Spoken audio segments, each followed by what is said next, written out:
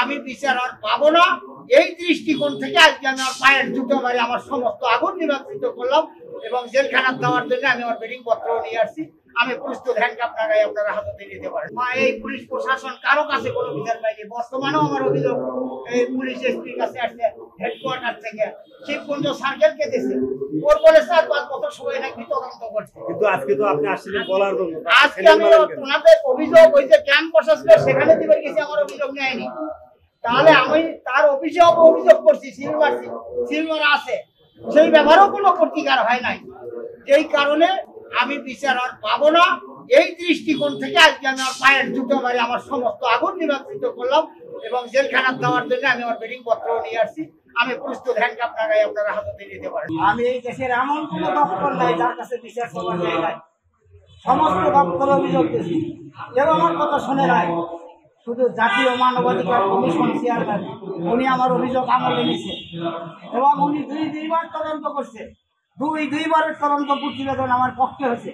তারপরেও সেই প্রতিবেদনের প্রেক্ষাপটে আমি এই মাটিতে কোনো ন্যায় বিচার পাই নাই। আমি একজন ভূমিহীন মানুষ, শিশুবেলায় আমার বাবার সয়েল সম্পত্তি নথির মধ্যে রাখা গেছে। তারপরে আমি একটা মৎস্য খামারে চাকরি করে সেখান থেকে অভিজ্ঞতা অর্জন করে আমি 30টি বছর ধরে একটানা মৎস্য চাষি আমি এদেশের সেবা দিয়ে আসছি।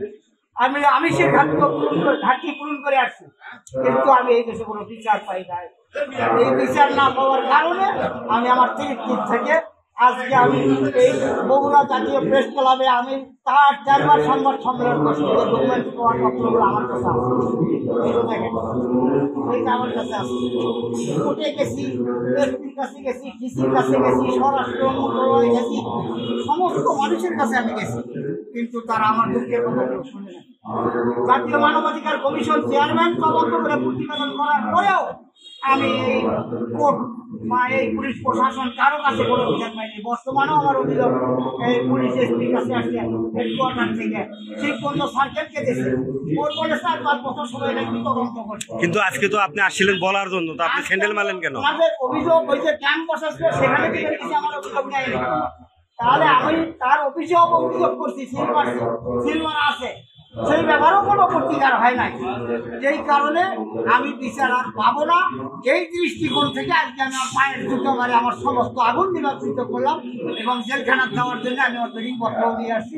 আমি প্রস্তুত, হ্যান্ডকাপ লাগাই আপনারা হাতে দিয়ে দিতে পারেন। এই অভিযোগ। আজকে তো গণশুনানি, আপনি এখানে তো কথা বলতে পারতেন। ওখানে দিয়ে যে কত কাম হতো ওটা তো দেখলেনি। আচ্ছা, আপনি কি ওখানে লিখিত দিয়েছেন? আপনি কি আজকে লিখিত দিয়েছেন? আজকে বিচার পাচ্ছি, জুতো মারি পাচ্ছি, এটাই আমার বিচার। আমার অপরাধের এখন ফাঁসি জাল কি হয়।